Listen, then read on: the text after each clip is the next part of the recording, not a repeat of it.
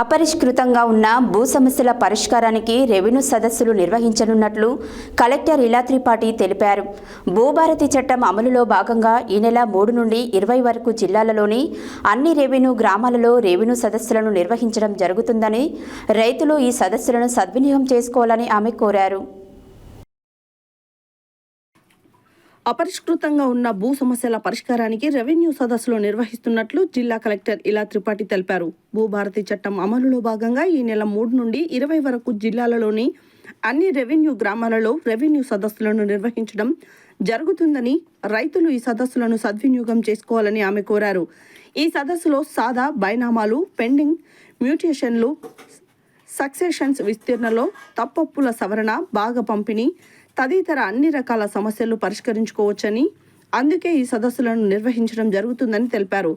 Revenue సదస్సులు నిర్వహించే విషయాలను రెవెన్యూ అధికారులు ప్రత్యేకించి తహసీల్దార్ ముందుగానే ఆయా గ్రామాలలో టామ్ వేయించి ప్రజలందరికీ తెలియజేయాల్సిందిగా కోరారు. రెవెన్యూ సదస్సుల నిర్వహణలో భాగంగా బుధవారం ఆమె నల్గొండ జిల్లా పెద్దఊరం మండలం వెలమగూడలో నిర్వహించిన రెవెన్యూ సదస్సుకు హాజరయ్యారు. ఈ సందర్భంగా కలెక్టర్ దరఖాస్తులు స్వీకరించడమే కాకుండా వారితో ముఖాముఖి మాట్లాడి వారి సమస్యలకు పరిష్కారం, సమాధానాలు తెలియజేశారు. సుమారు 70 వరకు దరఖాస్తులు సమర్పించగా వీటిలో సాదా బైనామాలు, పెండింగ్ మ్యూటేషన్లు, సక్సెషన్ల కరెక్షన్, బాగా పంపిణీ, శివాయ్, జమేదార్ పట్టా పాస్బుక్లలో తప్పుల సవరణకు సంబంధించి ఎక్కువగా వచ్చాయి. సదస్సుకు వచ్చిన రైతులు, ప్రజలతో కలెక్టర్ మాట్లాడుతూ పాస్బుక్లలో ఏదైనా తప్పులుంటే సవరించుకోవచ్చని, చిన్న పొరపాట్లను సరిదిద్దుకోవచ్చని తెలిపారు.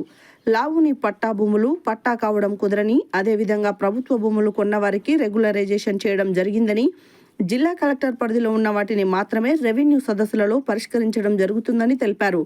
ఇనాం భూములు, ఓఆర్సీ డాక్యుమెంట్లు లేని భూములు తదితర భూముల గురించి తెలిపారు.